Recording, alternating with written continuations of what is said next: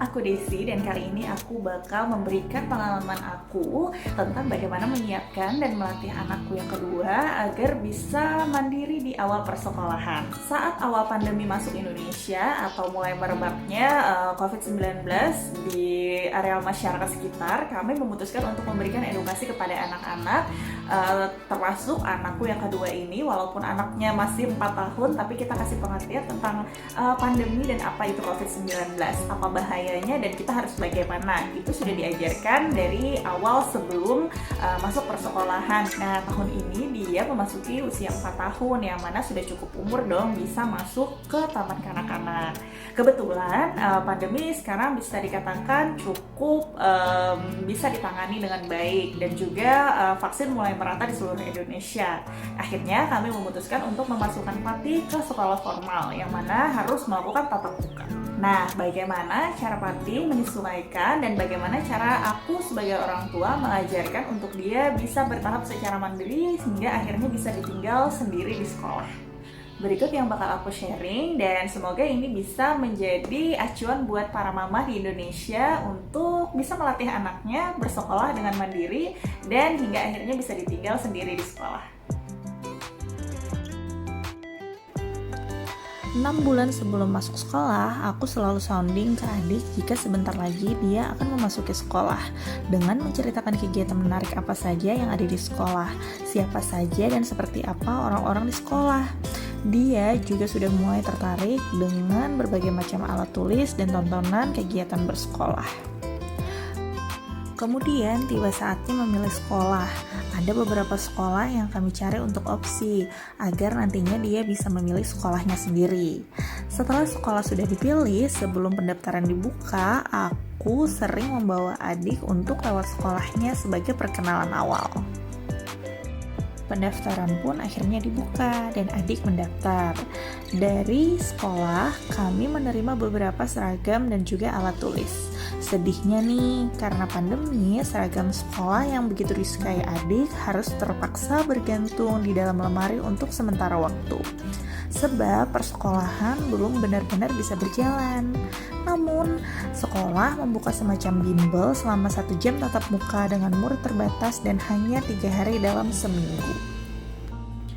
Hari pertama tatap muka pun dimulai dan adik bangun sangat pagi. Dia mengenakan baju yang sudah ia pilih sehari sebelumnya. Ia mengatakan siap namun ada perasaan gugup. Jujur nih, sebagai ibu aku pun juga sangat gugup dan punya banyak kekhawatiran. Awalnya, adik sudah sangat siap bersekolah dan masuk ke kelas secara mandiri. Tapi apa daya, adaptasi pada praktiknya lebih sulit dijalani ketimbang teorinya. Adik kaget bertemu dengan teman baru, dengan suasana baru. Mungkin ada kekhawatiran ditinggalkan olehku di hari pertama. Aku meyakinkan adik kalau aku akan menunggu di samping jendela dan tetap terlihat olehnya. Namun, tidak untuk masuk ke kelas bersamanya. Anak terkecilku ini sempat ragu-ragu saat masuk kelas, hingga kemudian ia luluh dengan rayuan ibu-ibu guru cantik dan baik hati. Adik duduk dengan gurat muka yang tampak kurang nyaman. Jelas saja, ini kan hal baru dalam hidupnya. Hari pertama, aman, bebas hambatan. Sayangnya, saat masuk hari berikutnya, adik urung masuk ke kelas sendirian. Hingga akhirnya aku masuk dan duduk di sampingnya untuk memberitahu jika aktivitas sekolah itu menyenangkan dan memastikan dia nyaman, sekaligus membangun kepercayaan bahwa di sekolah tetap aman. Tidak apa-apa bermain dan belajar di sini bersama teman dan ibu guru. Rengekan, tangisan, dan sikap manja ini berulang beberapa kali pertemuan, hingga tersisa hanya aku, ibu yang mendampingi anak di dalam kelasnya. Sebenarnya ini pun dulu terjadi saat abang pertama masuk sekolah, jadi bisa dibilang aku cukup berpengalaman. Meski begitu, kesabaran sebagai orang tua juga tetap diuji, di tengah banyak hal yang terjadi di luar ini. Bagi beberapa orang tua, masa-masa ini juga tidak mudah. Terlebih sekolah daring masa pandemi yang masih abang jalani juga membuat diri, otak, dan hatiku harus terbagi. Ini di luar mikirin siang makan apa, cucian numpuk, kerjaan yang dikejar deadline, dan banyak lagi lainnya. Segala penyesuaian dalam hidup akan banyak kesulitan di dalamnya. Begitupun saat anak masuk sekolah untuk pertama kali. Tantangan bukan cuma pada anak, melainkan orang tua pun harus banyak stok sabar, tahan mental, dan tebal telinga. Kenapa? Sebab bagi anak ini hal baru dan asing dalam hidupnya. Akan ada banyak kekhawatiran, takut, malu, dan rasa lainnya. Ingat, tidak semua anak pandai dan mudah beradaptasi mah. Sedangkan untuk orang tua, artinya ada pekerjaan dan kewajiban baru lagi di antara banyak hal lainnya.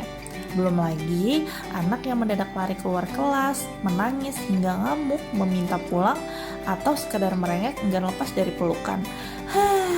Ini harus bijak banget ngadepinnya. Jika tidak punya stok sabar segunung, akan muncul kesal dan bentakan pada anak atau ancaman tipis-tipis seperti misalnya mama marah loh ya, atau mama cubit nih kalau nggak masuk, atau bisa juga ya udah kita pulang aja, sampai rumah mainan kamu mama sita atau dibuang. Ada pula yang tidak segan langsung action di tempat, alias anak dicubit atau mencengkram bagian tubuh anak dengan sangat kencang. Emang ada ya yang begini? Ada dong. Terus salah nggak ibunya gini? Ya salah lah. Hanya aku bisa mengerti saat ada orang tua demikian. Orang tua juga manusia, bisa lelah dan habis sabarnya. Saat beberapa orang melihat ini, akan ada saja yang berkata, anaknya cuma begitu aja loh, tapi orang tuanya kok bisa berlebihan gitu ya? Percaya deh, tidak semua masalah yang menurut kalian sepele itu mudah pula untuk dijalani orang lain. Di beberapa sekolah juga akan ada jenis orang tua atau guru yang suka membandingkan anak lain. Dan ini bisa bikin emak-emak yang kebetulan anaknya agak rewel dalam tanda kutip jadi kena mental. Semisal nih, anak A aja pintar, mamanya kerja langsung ditinggal kok dia. Atau orang tua yang berkata kalau anaknya disuruh masuk aja langsung masuk kelas, lalu dia sambil dadah-dadah ketawa-ketawa gitu. Gak kayak anak si Anu, bla bla bla dan bla bla bla. Akan ada pula yang memberi saran atau kiat agar anaknya pintar dan anteng saat awal sekolah. Dan ini bisa ngeselin banget bagi orang tua yang lagi hektik atau kesulitan menenangkan anaknya. Untuk orang tua yang anaknya sedang rewel di depan umum, pandangan dari orang lain aja jadi sangat menyinggung dan menyakitkan bagi dia. Jadi lebih baik diam atau pura-pura tidak peduli ketimbang berkomentar tapi tidak membantu. Beruntungnya di sekolah adik kali ini orang tua lain dan guru-guru sangat support banget. Ibu guru akan dengan sigap datang merangkul anak dan membangun kepercayaan bahwa dia akan aman dan baik-baik aja. Terima kasih semuanya. Dari sekian kali pertemuan dan adik tetap melakukan hal yang sama, aku akhirnya memilih menurunkan ego dan mengalahkan banyak hal. Prioritasku saat itu adalah adik yang juga baru mulai belajar. Aku memulai kembali dari memberi pemahaman jika aku dan dia sedang sama-sama belajar nih. Adik belajar berteman dan sekolah dengan baik, sementara aku belajar sabar kalau adik lagi kumat belanjanya.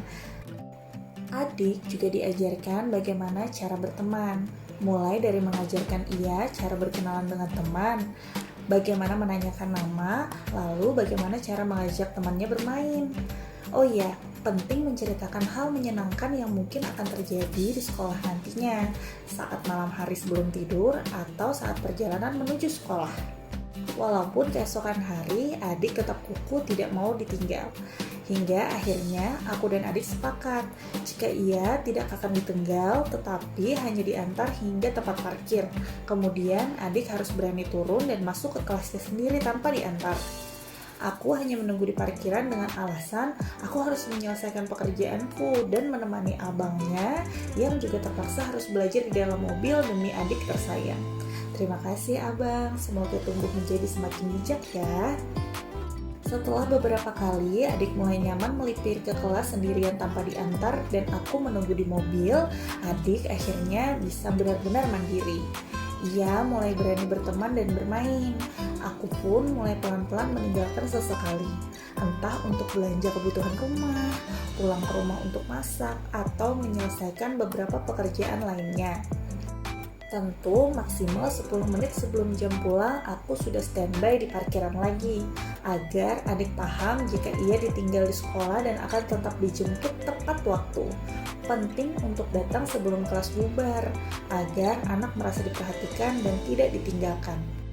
Karena ini tahun pertamanya, jadi ya masih ada lah 1-2 kali rengekan untuk tidak ditinggalkan. Tapi ya nggak apa-apa, terus aja berproses dan belajar.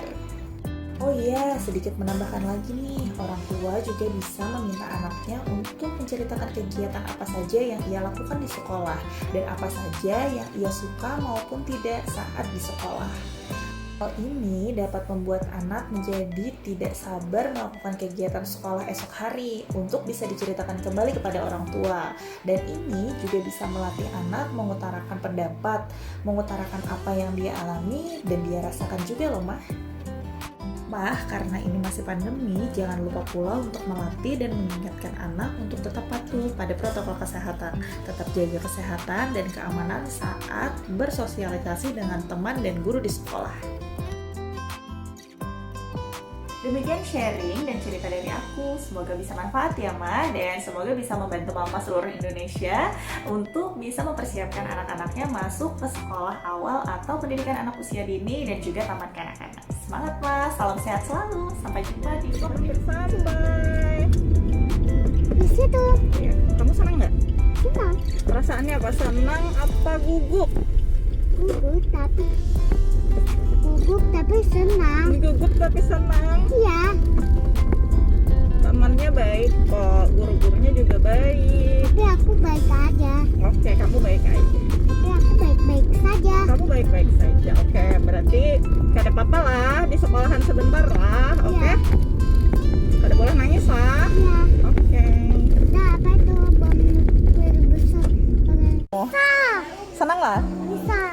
Belajar apa tadi? Belajar ABC. ABC sama belajar apa? Sama belajar A. Hah? Sama belajar A. Sama belajar menulis huruf apa tadi? A. Huruf apa? Huruf C. Yuk kita pulang yuk.